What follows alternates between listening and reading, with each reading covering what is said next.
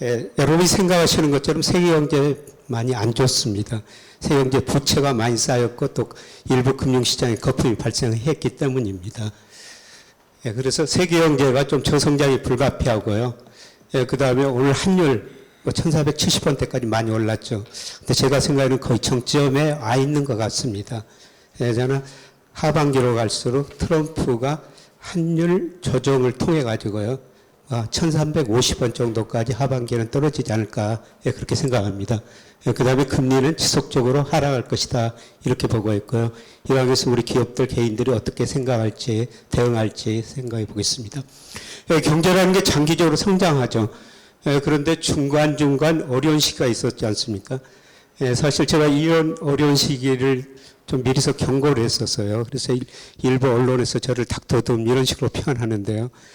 그런데 지나고 보면 이런 것들 우리한테 다 기회였다는 겁니다.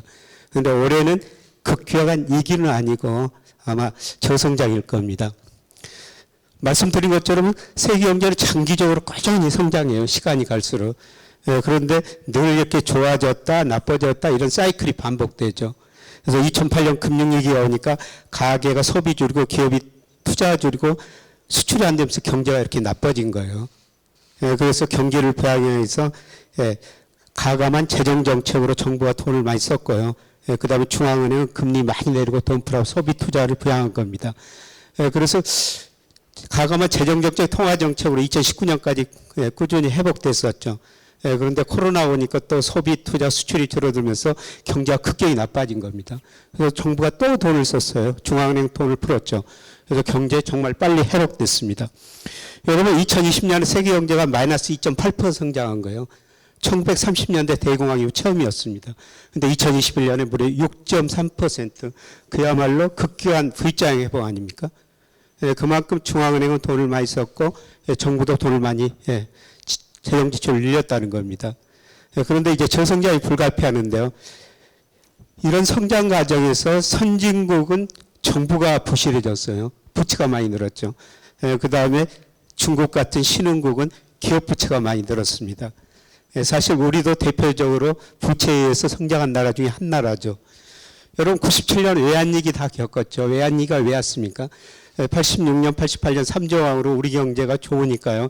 우리 기업들이 미래를 낙관적으로 보고 많은 투자를 했는데 근데 90년대 돌아가지고 수요가 부족하니까 기업이 부실해졌죠. 은행이 부실해졌죠. 한마디로 97년 외환위기는 부실한 기업, 은행을 처리하는 과정이었습니다. 30대 재벌 중 11개가 해체되는지 우리 뼈아픈 구조조정을 했죠. 근데 세계 우리 구조조정 잘했다고 평가했습니다.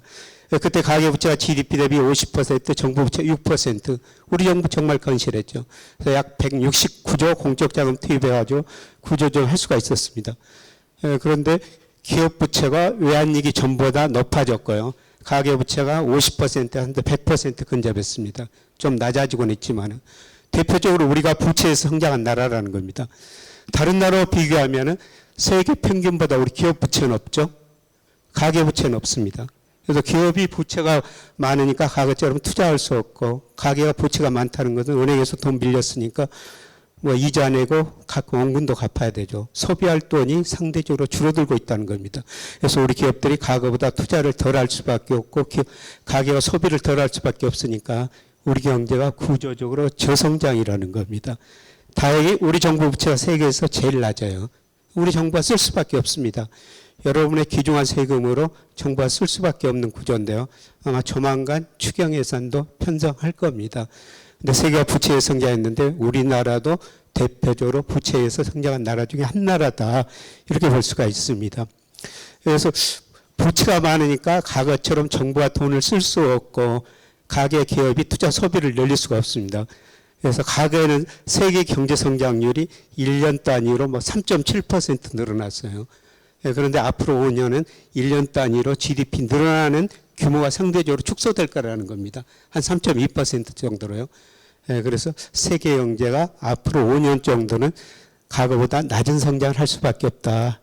자, 이런 상황에서 이제 트럼프가 등장했습니다. 트럼프가 미국을 이대하게 이게 애치죠. 레이 달리오 그림인데요. 제국의 역사 중 미국은 쇠퇴하고 중국은 이렇게 빨리 커지고 있습니다. 그래서 미국이 중국을 견제할 수밖에 없죠. 그래서 보시는 것처럼 중국이 2001년 세계 무역규격에 가입했습니다만 그때 GDP 4%인데요.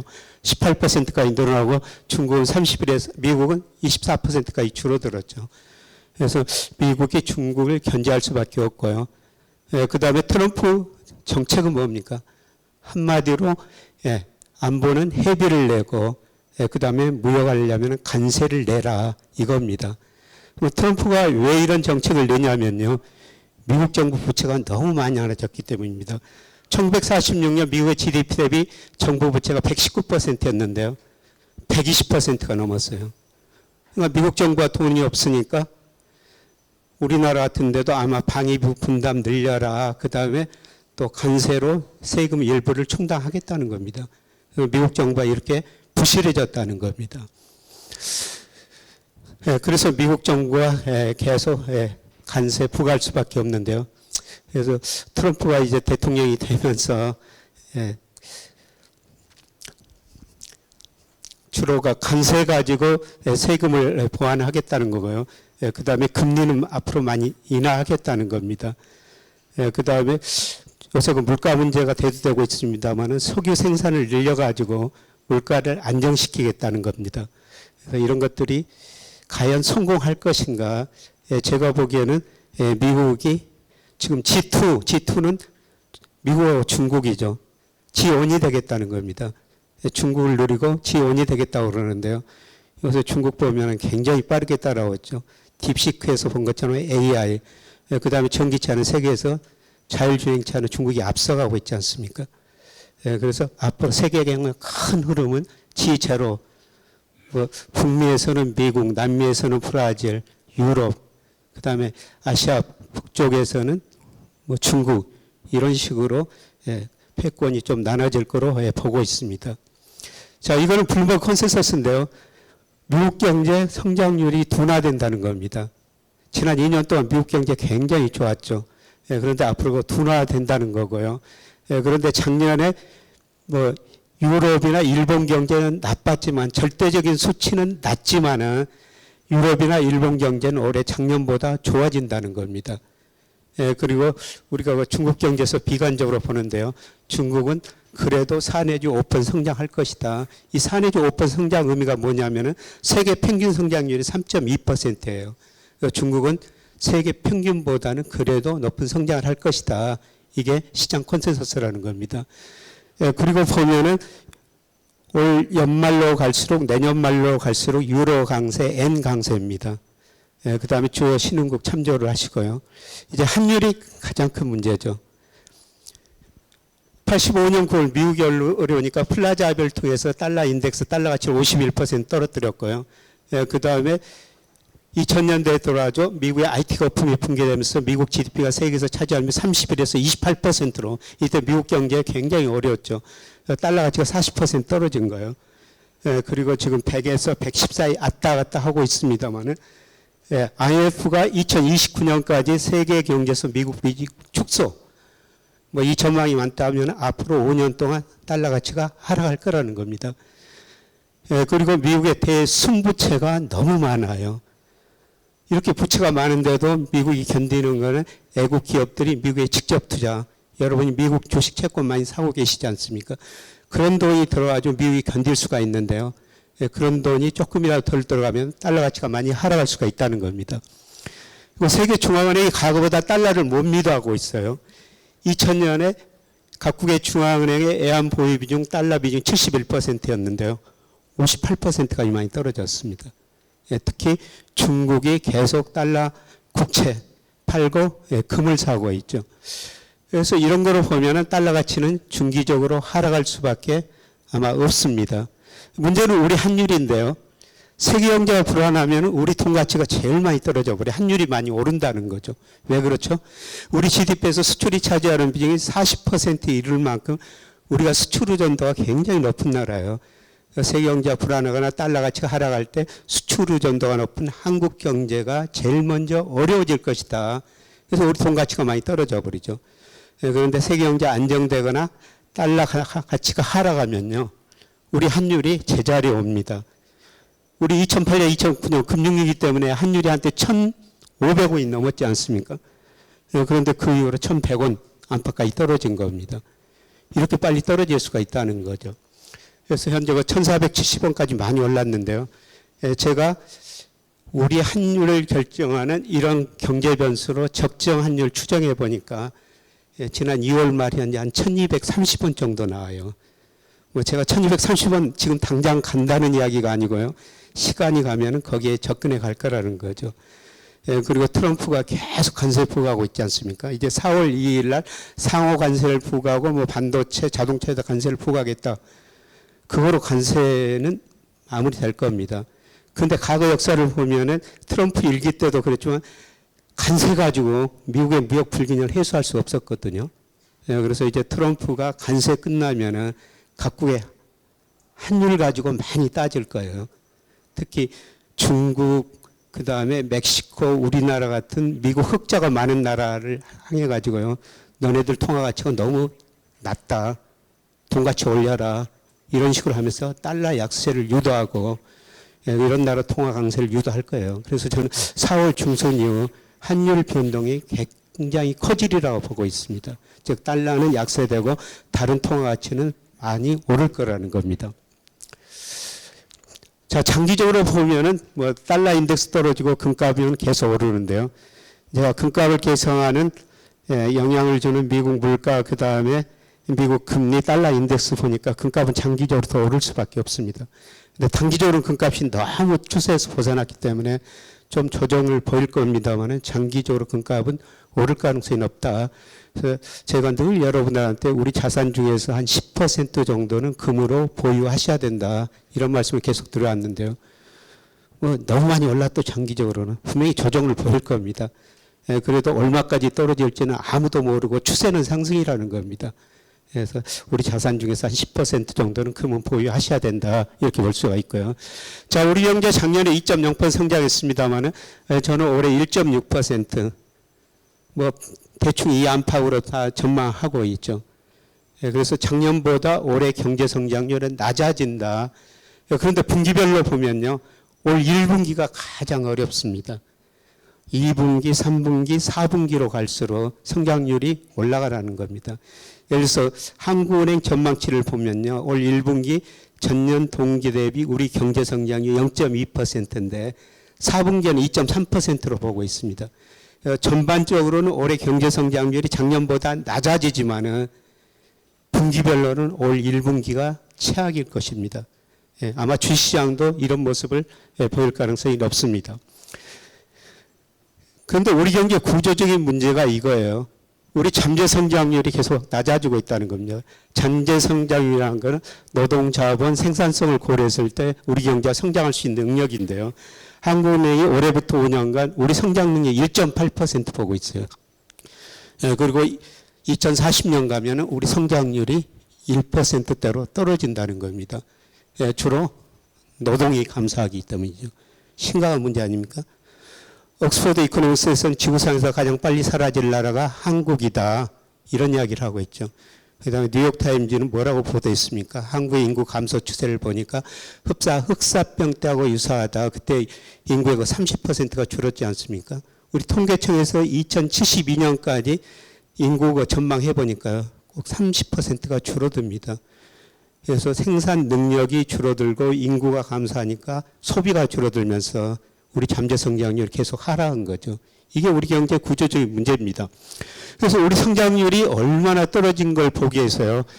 제가 우리나라 역대 대통령 재직기간 연평균 경제성장 한번 그려본 겁니다. 대통령이 바뀔 때마다 계단식으로 성장률 떨어진 나라 세계에서 저는 찾아본 적이 없습니다. 물론 경제 규모가 커지면서 성장률 낮아질 수밖에 없는데요. 이렇게 계단식으로 떨어진 나라가 없다는 겁니다. 우리 1980년대 10% 성장했습니다. 그런데 97년 외환위기를 겪으면서 구조조합서 성장률이 5%로 떨어졌고요. 지금 2% 안팎이에요. 여러분 저성장이라는 게 의미가 뭐죠? 저성장은 차별합니다. 이렇게 경제 규모가 커질 때는 기업들이 같이 성장할 수가 있었어요. 갈수록 커지는 규모가 상대적으로 줄어듭니다. 그걸 나눠가져야 돼요. 그래서 경쟁력이 있는 기업은 더 많이 가져가고 경쟁력 없는 기업은 시장에서 퇴출될 수밖에 없습니다. 저성장은 차별화, 양극화다. 그 다음에 경제 성장이 낮으면 어떻습니까? 우리 좋은 일자리가 줄어들죠. 예, 그리고 우리 소득 증가 속도가 앞으로 많이 둔화될 거라는 겁니다. 예, 그래서 우리 성장 계단을 한번 올랐어야 되는데요. 이게 올라서려면 노동이 증가하든지 우리 기업들이 혁신적으로 투자를 늘리는 뒤 사회적 대타협을 통해 가지고 생산성을 늘려야 돼요. 예, 그런데 그런 게 단기적으로 보이지 않는다는 겁니다. 예, 저는 우리 그 젊은이들의 엔비디아 같은 기업 하나 만들어줬으면 좋겠어요. 예, 그 회사 시가총액이 3조 달러가 넘지 않습니까? 우리 GDP 1조 8천억 달러 좀 넘어요. 예, 그런 회사가 우리나라에서 나오면은 우리 잠재성을 껑충 튀고 좋은 일자리 많이 창출되고 그 다음에 소득 증가 속도가 높아지죠. 근데 그런 것들이 단기적으로 눈에 보이지 않는다는 겁니다. 그래서 또 성장률은 낮아지고 차별화는 더 심화될 것이다. 경제 모든 분야에서 차별화는 더 심화될 겁니다. 뭐 그럼에도 불구하고 우리가 잘 사는 나라는 맞는데요. 그런데 과거 보면 한 10년 단위로 1만 달러, 2만 달러, 3만 달러 돌파했어요. 그런데 3만 달러 돌파하고 10년이 지났는데도 계속 지금 우리 3만 달러 중반에서 정체하고 있지 않습니까? 그래서 빨리 4만 달러, 5만 달러 가야 되는데요. 시간이 좀 걸릴 거라는 겁니다. 자, 작년보다 올해 성장률이 낮아지는 거는요. 작년에 수출이 많이 증가했어요. 특히 반도체 중심으로. 그런데 작년 4분기부터 수출 증가세가 둔화되고 있죠. 그래서 수출 때문에 작년에 성장률이 높아지고 올해는 낮아지는 겁니다. 작년에 반도체가 수출 증가세를 주도했는데요. 올해 들어서 반도체 비중이 좀 줄어들고 있죠. 물론 급격한 위축은 아닙니다. 작년보다 반도체 금액이 올해는 줄어들 거예요. 근데 이것도 분기별로 제가 전망해 보면은 1분기가 최악입니다. 2분기부터 금액 자체는 조금씩 올라가거든요. 근데 여러분과 우리 삼성전자 주식 많이 가지고 계실 텐데 삼성전자 주가가 반도체 수출 금액하고 거의 같은 방향입니다.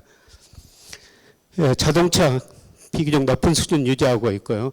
그 다음에 우리 수출 중에서 꾸준히 늘어나는 게 선박입니다. 그 다음에 최근에 그 중국 경제가 나빠지면서 2012년 이후로 처음으로 좀 미국 비중이 중국 비중을 넘어섰어요.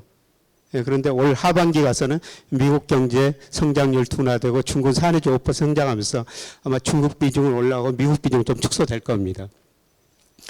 그런데 우리 수출에서 장기적으로 꾸준히 늘어나는 데가 아세안이고 인도예요. 이 두 지역을 합치면은 우리 수출 비중이 21%로 미국, 중국보다 높습니다. 그래서 아마 우리 기업들이 이쪽으로 수출을 하면서 수출이 급격하게 아마 감소는 안 할 것입니다. 그런데 문제는 내수가 너무 어렵다는 것이죠. 내수가 어려운 이유는 가계 부채가 많기 때문입니다. 가계 부채가 많은 건 지금 생긴 일이 아니고요. 97년 외환위기 때문에 그 이후로 생긴 겁니다. 자, 우리 97년 외환위기 맞죠? 공적 자원 169조 투입하면서 뼈아픈 구조 조정했어요. 금리까지 떨어지니까 기업들이 이익을 많이 냈는데요. 가서 투자를 줄여버립니다. 그래서 기업이 은행에서 돈을 덜 빌려 쓴 거예요. 그래서 여러분이 은행에다 예금하면 은행은 대출 아니면 유가증권 통해서 운용하는데요. 은행이 이렇게 돈을 은행에서 상대적으로 덜 빌렸으니까 은행이 가계에 이렇게 돈을 빌려 써버린 거죠. 돈이 가계로 한 거예요. 이 당시 소비는 됐는데 우리 가계가 부실해진 겁니다. 특히 2001년, 2002년 보면 어떻습니까? 우리 가계 금융자산에 비해서 부채가 급격히 늘었죠. 가계 부실이 지금 생기는 문제가 아니라 이미 20여 년 전에 생긴 문제라는 겁니다.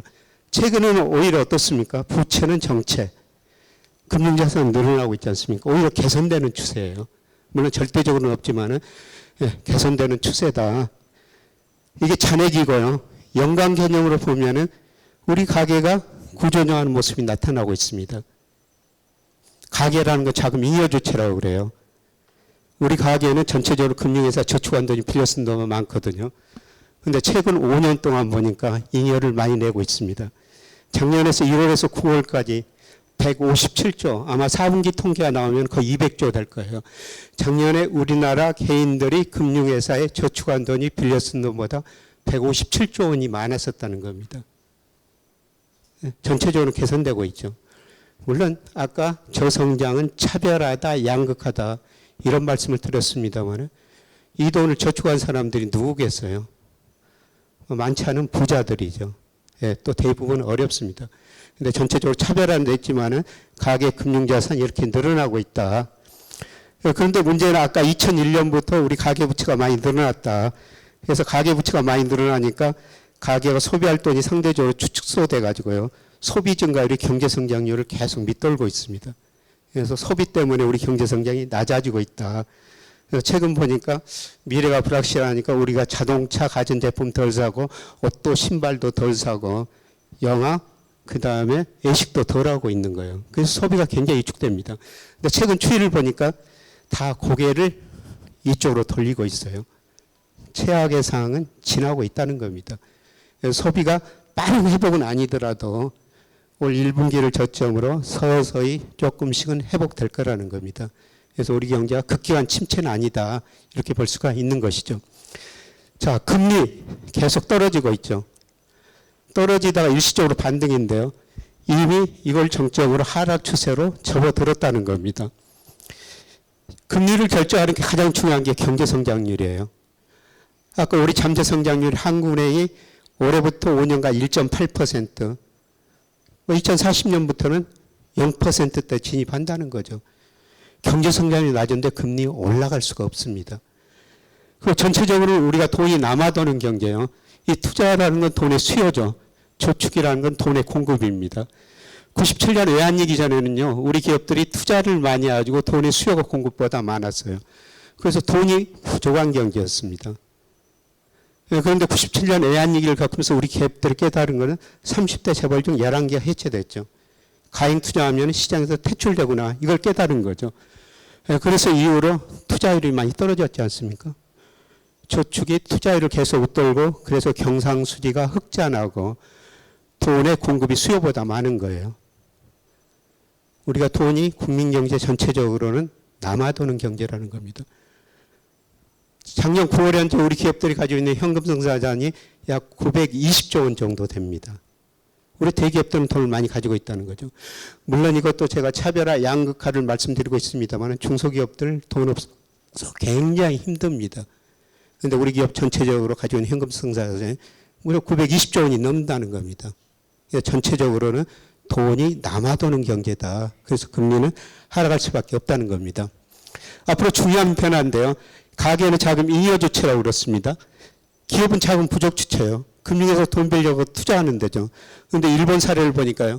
98년부터 기업들이 자금 잉여 주체로 전환이 되어버립니다. 쉽게 말씀드려서 기업이 금융회사에 저축한 돈이 빌려 쓴 돈이 많아져 버렸다는 거죠. 여러분이 은행에다 예금하면 은행은 어떤 식으로 운영하죠? 대출하면 유가증권, 대출은 가계대출, 기업대출, 유가증권은 주식 아니면 채권이에요. 가계도 저축, 기업도 저축, 대출이 안 되죠. 그럼 은행이 돈을 어디다 써야 되겠어요? 유가증권 투자할 수밖에 없죠. 주식 아니면 채권인데요. 위험하다고 일본은행이 주식은 안 사고 채권만 삽니다. 채권을 얼마나 많이 삽니까? 일본은행 자산 중에서 10%였던 게 한때 32%까지 가버려요. 채권을 이렇게 많이 사니까 채권 수요가 늘어나고 일본 금리가 0%까지 떨어지는 거죠. 자, 우리 개인들 아까 자금 잉여 주체라고 말씀드렸습니다. 차별화는 됐지만은 기업 자금 부족 규모가 굉장히 커졌어요. 뭐 경제위기가 온다 그러니까 우리 대기업들이 현금을 많이 보유하고 있다는 거죠. 920조 원 넘게 보유하고 있습니다. 그거는 다른 의미에서 뭐예요? 앞으로 대기업들이 은행에서 돈을 덜 빌렸을 거라는 겁니다. 그럼 기업이 돈을 덜 빌렸으면 은행은 그 돈 어디다 써야 되겠어요? 일본은행처럼 유가증권, 채권을 살 수밖에 없다는 겁니다. 우리 은행도 앞으로 채권을 많이 살 거예요. 그래서 금리를 결정하는 경제성장률 떨어지고 저축이 투자보다 많고 돈이 남아들고 그 다음에 기업 자금 수요로 은행이 채권 사면서 금리는 계속해서 하락할 수밖에 없을 거라는 겁니다. 그래서 구조적으로 우리가 저금리 시대에 접어드는 거예요. 자, 이런 시대에 우리 어떻게 살아야 되겠어요? 근로소득이 정말 중요하다는 겁니다. 여러분이 지금 은행에다 1억 원을 맡기셨다면 한 달 이자 얼마 받으세요? 30만 원 안팎입니다. 이거는 제 이야기인데요. 뭐 좀 오래된 이야기입니다만, 예, 제가 그 후배들하고 뭐 기업하다가 어려워서 팔았었어요. 2013년 3월에 팔고 투자한 자금이 약간 들어왔었는데, 예, S생명보험회사 부사장이 저한테 즉시연금 하나 가입해 달라는 겁니다. 그래서 그 당시 2억 원을 가입했죠. 2013년 3월이었었어요. 근데 그 다음 달에 51만 원 받았습니다. 10년 만기 돼가지고 2023년 3월에 해약이 됐는데요. 51만 원이 월 받는 돈이 28만 원으로 줄어든 겁니다. 왜 월 받는 돈이 51만 원, 28만 원으로 줄어들었죠? 보험회사는 주로 채권 가지고 운영해요. 전체 자산 중에서 채권 비중이 50%가 넘습니다. 그런데 채권 수익률이 장기적으로 하락했다는 거죠. 보험사 운영 수익률이 떨어지니까 저한테 줄 수 있는 돈도 줄어들 수밖에 없는 것이죠. 이미 해약은 됐습니다만은 만약 제가 지금까지 가지고 있었으면 이게 계속 더 줄어들었을 거예요. 무슨 의미예요? 제가 어떤 일을 해가지고 한 달에 30만 원 벌면은 금융자산 2억 가지고 있는 거나 똑같다는 겁니다. 얼마나 근로소득이 중요합니까? 그래서 우리가 한 달에 300만 원 번다면 무슨 의미예요? 예, 금융자산 20억, 뭐 500만 원 번다면은 50억, 뭐 이런 시대가 도래하고 있다는 겁니다. 그래서 우리가 금융자산도 투자를 잘해야 되겠지만은 일하면서 근로소득 얻는 게 정말 중요하다는 겁니다. 자, 우리보다도 일본이 먼저 저성장 저금리 시대에 접어들었어요. 일본의 한 금융그룹 회장 이야기입니다. 일본식 저성장 저금리 시대 대처법. 불행한 일이면 늙어 죽기 전까지 일해라. 음식 가리지 말고 아무거나 잘 먹어라. 지금 우리가 저 100세 시대 전략을 지금 이야기하고 있는데요. 여러분 100세까지 다 사실 거예요. 근데 100세까지 어찌해야 된다는 겁니까? 건강을 잘 유지하면서 일하고 근로소득을 얻어야 된다는 겁니다. 이게 굉장히 중요하다는 것이죠. 제가 58년 개띠입니다. 뭐 제 또래도 은퇴했고 뭐 제 후배들까지 지금 거의 은퇴하고 있지 않습니까? 그런데 은퇴한 남자들 공통적으로 두 가지 이야기를 해요. 은퇴 후 첫 번째 나갈 사무실, 두 번째 적당한 용돈이 있어야 된다. 이런 이야기는 꼭 하죠. 여러분 주위에서도 이런 이야기를 많이 들을 거예요. 예, 제 선배 꽤 유명한 변호사인데요. 예, 자기는 그 돈 관리를 부인한테 맡겼대요. 그래서 이러저런 이야기 듣고 그날 저녁에 가서 우리 돈 얼마나 있어 여쭸더니 부인 대답이 왜 남의 돈을 물어봐 그러더라는 거예요.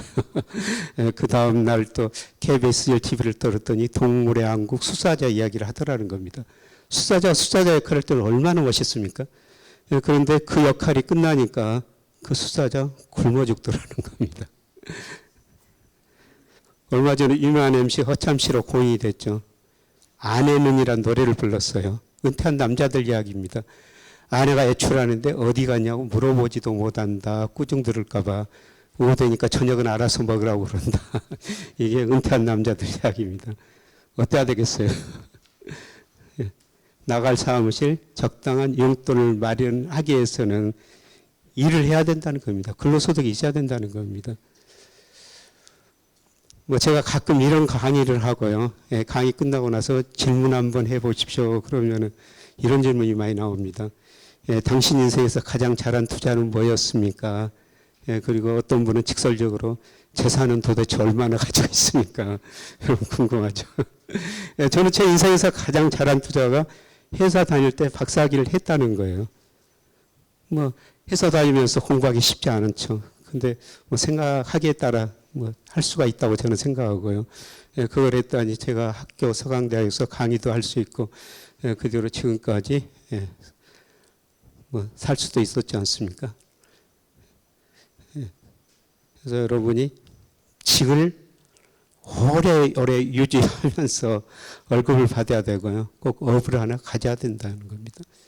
예, 제가 제 이야기했습니다만 다양한 업이 존재할 수가 있어요.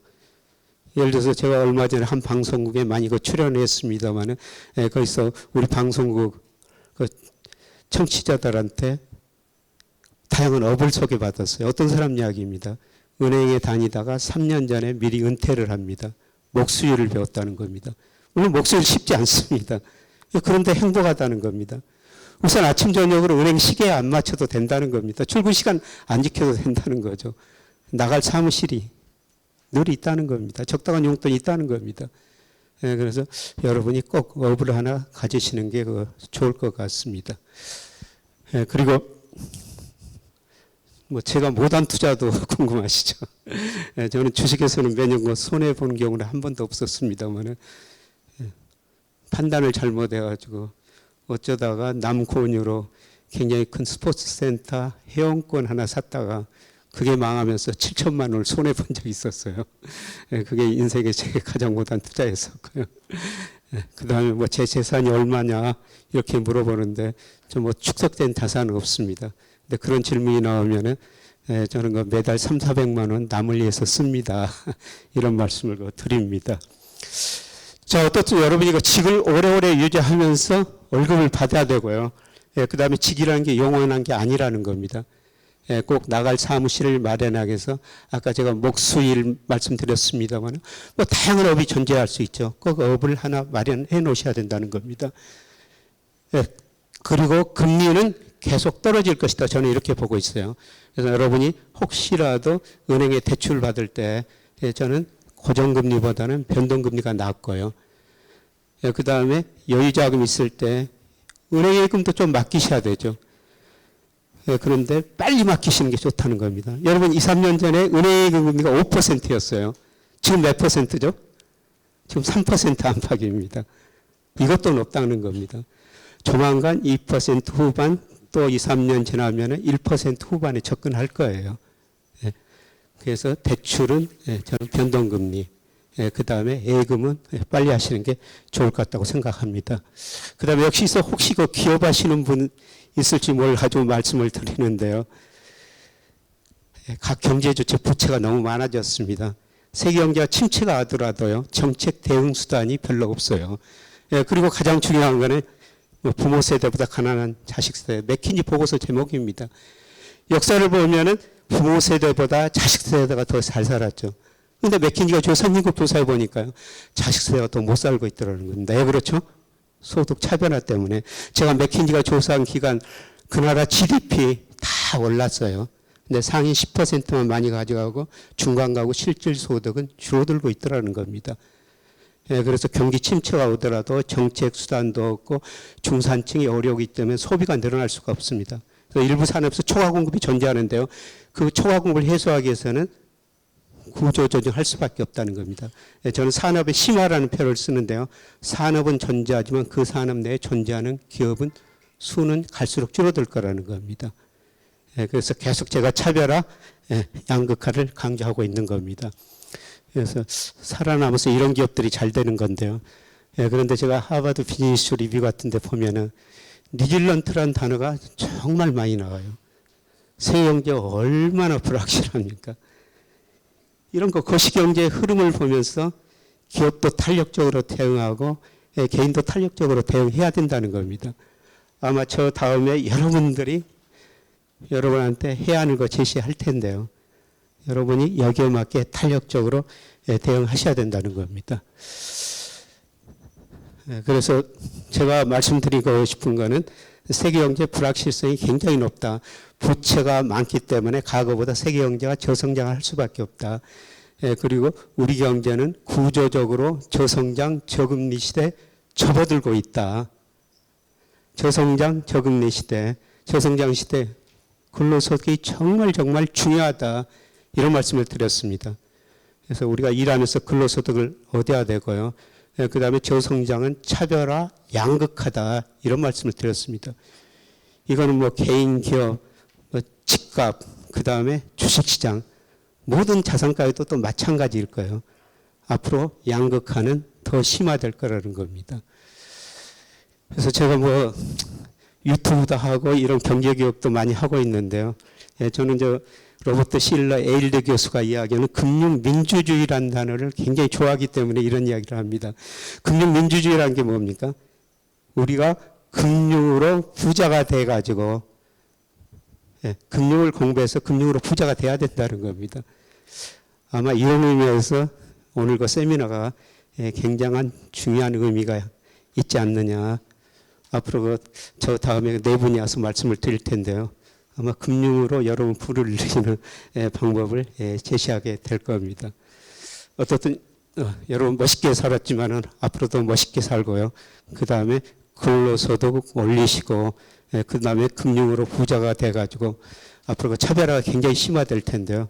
좀 나눠 쓰시기 바랍니다. 귀한 시간 내서 정말 고맙습니다.